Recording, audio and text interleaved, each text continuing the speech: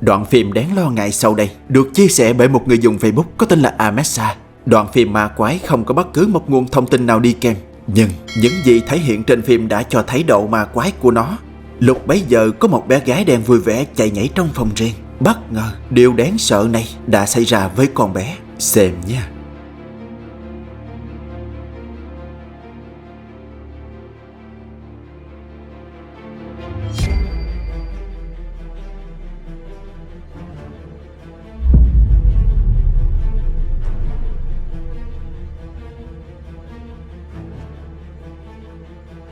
Khi đó con bé đang vui vẻ chơi đùa thì dường như con bé đã bị thu hút bởi một điều gì đó khiến cho nó khựng lại và nhìn về một hướng như thế. Không lâu sau đó, rất rõ ràng con bé đã bị đẩy mạnh ngã ra giường như vậy.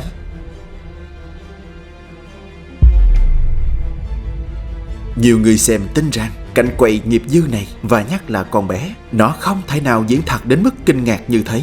Họ tin những gì xảy ra đều là sự thật không thể chối cãi. Duy chỉ có một điều là họ không thể giải thích được điều gì đã khiến cho con bé kia ngã lăn ra như thế.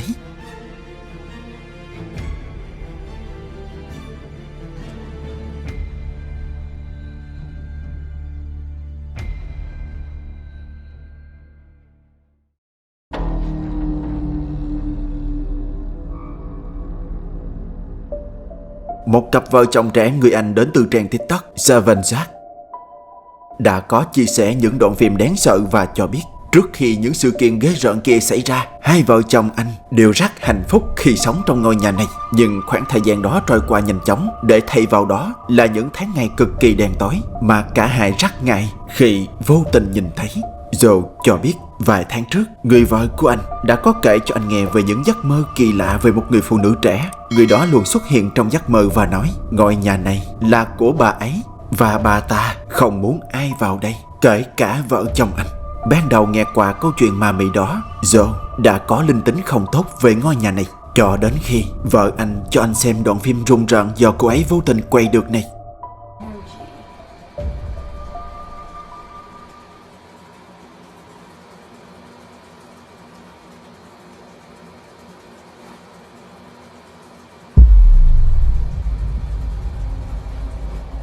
Vợ Joe cho biết lúc bấy giờ cô vẫn đang ngủ và cô tiếp tục mơ thấy người phụ nữ lạ mặt đó. Bà ta nói rằng bà ta đang ở trong phòng ngủ của hai vợ chồng cô. Giật mình tỉnh giấc, vợ cô đã thử dùng điện thoại quay vào phòng ngủ và kết quả là một hình dáng đáng sợ hiện ra, biến mất ngay trước mắt cô như thế.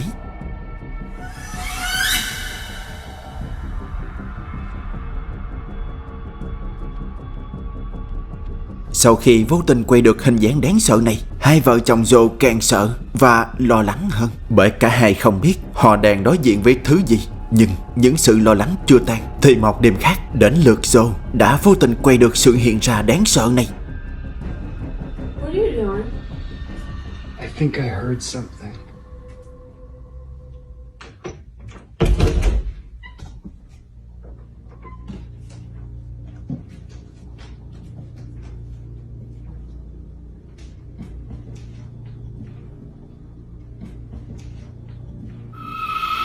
What the?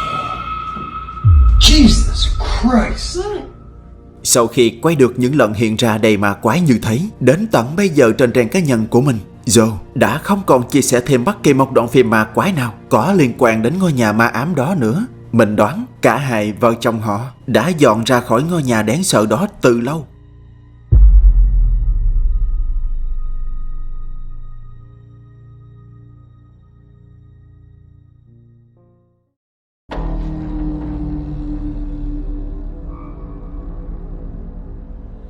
Đoạn phim ma quái sau đây hiện đang lan truyền rất nhanh trên nền tảng TikTok. Được biết đoạn phim này được quay lại và chia sẻ bởi một người phụ nữ người Anh có tên là Cheryl.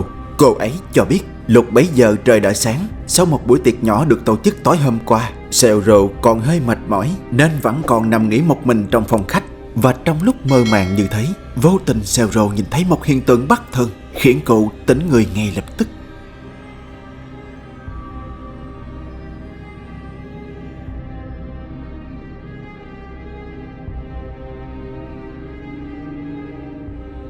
Khi đó một trong những quả bóng bay của buổi tiệc đêm hôm qua đang bay là đà vào phòng khách nơi có Zero đang nằm. Điều bất thường và vô cùng đáng sợ ở đây là quả bóng kia đã bay và tìm đúng về cái nơi đang có mặt Zero ở đó. Vẫn chưa dừng lại, khoảnh khắc khiến cho tim Zero như muốn ngừng đập là đây. Xem tiếp nha.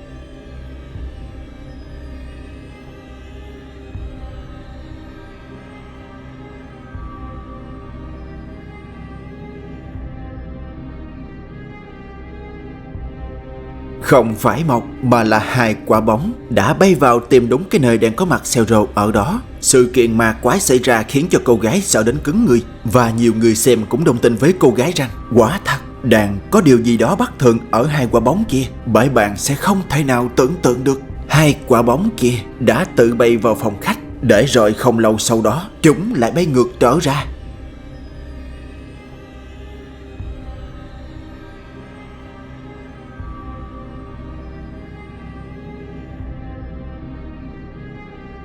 Trong số các bạn, đã có ai từng thấy cái hiện tượng lạ lùng như vậy bao giờ chưa?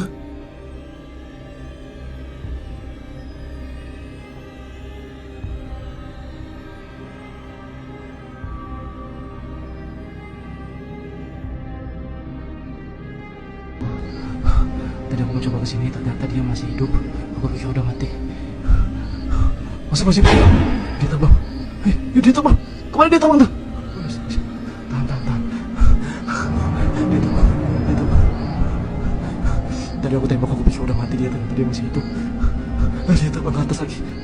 Kemana dia terbang di atas? Kita lihat aja guys. Aku mau coba untuk nembak lagi, tapi takut ketahuan dia. Ini aku sembunyi di balik semak-semak.